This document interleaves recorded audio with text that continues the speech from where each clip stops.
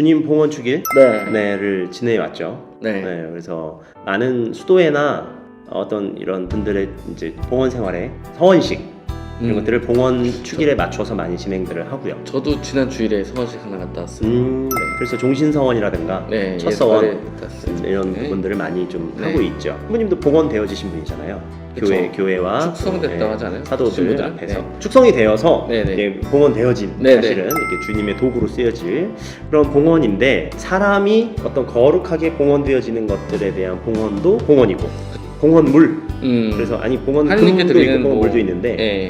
근데 이제 보통 사실 성당에서 쓰이게 되는 초, 또 제구들, 뭐 제대 필요한 어떤 여러 가지 도구들을 네네. 봉헌을 받죠.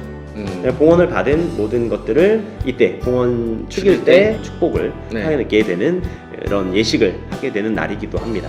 그러다 보니까 이제 사실 봉헌에 대한 생각이 좀 들었어요. 네.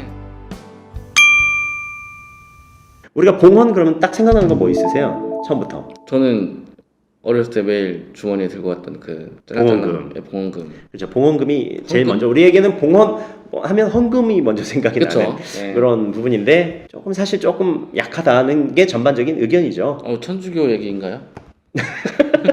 1,000원 내니까 천주교 뭐 이런 아, 얘기. 네. 근데 옛날에 사실은 되게 놀라운 건 네. 천년성취하기 전에 초등학교 1, 2학년 때예요.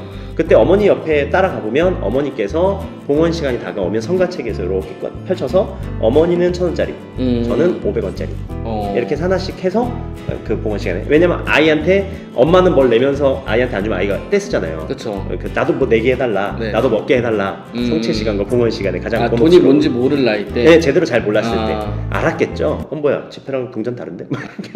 근데 내는 쪽이니까 내는 쪽이니까 좀 적어도 됐어. 네. 그래서 어쨌든 그랬는데 80년대 초반이거든요. 그럼 그때도 뭐 짜장면 한 그릇 500원 막 그랬지 않나요? 그때는 짜장면 한 그릇 600원이었어요. 진짜 이렇게 예. 농담을 한 얘기 아니요, 600원이었어요. 600원 짜장면 한 그릇이. 근데 예. 봉헌을 500원 냈단 말이에요. 네. 그런데 사실 지금 몇십 년이 지난 지금도 아직 봉헌금은 뭐 1,000원짜리로 많이 국한되어 있는 경우. 그래서 예를 들면 그 청년들 중에 네. 혹시 이런 고민 안 해보셨습니까? 지갑을 딱 열었는데 10,000원짜리밖에 없어. 야, 너 1,000원짜리 있는 사람 이거 바꿔낸 적 있으시죠? 겠죠. 그러니까 아니 나쁘다는 얘기는 아니고요. 정서가 그렇다는 거죠. 네네. 네, 사실 그런데 지금도 사실 짜장면 얼마죠? 지금 한 4,000원 하지 않나요? 4, 5,000원? 비싼 데는 뭐 그러면 사실 7,000원, 8,000원 적어도 한 5,000원짜리는 뭐 이렇게 괜찮은데 네. 이게 뭐 금액을 얘기하려던 건 아니고 그러다 보니 헌금을 생각할 수밖에 없는데 근데 뭐 이런 말 하긴 좀 그렇지만 그냥 좀 그렇게 이런 말하기 그러시면 안 하는 게 안 하는 게 낫다. 봉헌금이 쓰이는 부분 때문에 네. 혹시나 뭐 좀 이렇게 여러 가지 생각이 드신다면 사실 교회 운영에 대한 전반을 봉헌금으로 사용을 하기도 하고요. 네네. 그리고 사실 가톨릭은 교계 제도가 있는 교구 단위이기 때문에 네. 사실 본당에서 걷어진 헌금을 본당 안의 재정만으로 사용하지 않습니다. 그쵸. 교구로 네. 보내지는 금액이 정해져 있고 네. 사실 많이 가져가더라고. 모든 집행과 모든 절차는 적법한 정확한 절차에 의해서 그쵸. 사용되어지고 있기 때문에 교구 내에 있는 그 정확한 규칙에 따라서 네, 한 본당에서 이렇게 모여진 봉헌금이 다 그 본당에서 뭐 신부님이 식사하시는데 쓰이는 거 아닌가 뭐 이렇게 하는데 뭐 그런 저 부분 어렸을 때는 그런 얘기 듣기도 하고 네, 그렇지만 사실 신부님들도 교회에서 정확히 책정해 놓은 활동비와 생활비가 이렇게 나눠져서 이렇게 쓰여지게 되어 네. 있죠. 그래서 교회를 운영하는데 우리의 봉헌금이 쓰인다라는 네. 생각을 해주시고 그 큰 건물이 운영되려면 사실 조금 더 어려움이 많은 부분도 있다. 네. 옆 동네 개신교는 11조 얘기 많이 합니다.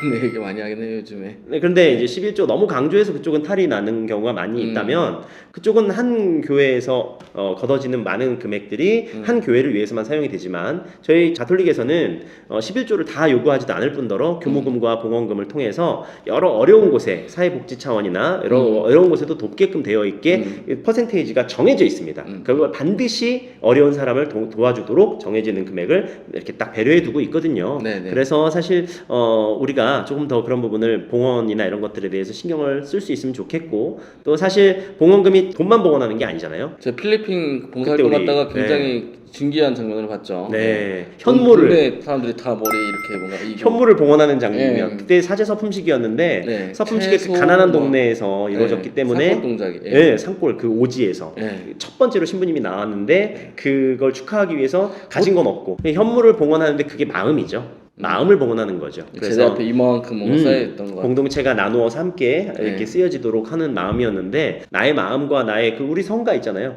정성 어린 우리 제물 하기에도 하고 뭐 나의 몸과 마음을 다 바치오니 이렇게 되어 있는데 사실은 좀 금액으로만 생각하게 되는 경향도 없지 않아 있어서 그쵸. 봉헌 이야기를 이렇게 좀 해봤고요. 사실 봉헌 때 금액을 봉헌하는 우리들도 있지만 사제가 네. 봉헌을 준비하는 예물 준비 빵과 이런 포도주 것들이 있어요. 이제. 근데 이런 것들을 생각해 보다 보니까 우리 청년들이 미사 안에서 혹은 전례 안에서 조금 궁금해할 것 같은 내용이 좀 있더라고요. 그쵸. 너저뭐 하는 거야? 지금 사제의 행위라든가 네. 또 뭐 어떤 왜 여러 어제랑 물품들, 미세가 또 다르지? 약간 이런 느낌을 받을 때도 있고요. 경문을 매번 똑같은 것 같은데 사실 똑같지 않습니다. 예, 책이 경문이- 이만하거든요. 예, 경문이 그래서 양식이 다. 우리가 이제 오늘 이게 봉헌 얘기를 좀 하다 보니 그쵸.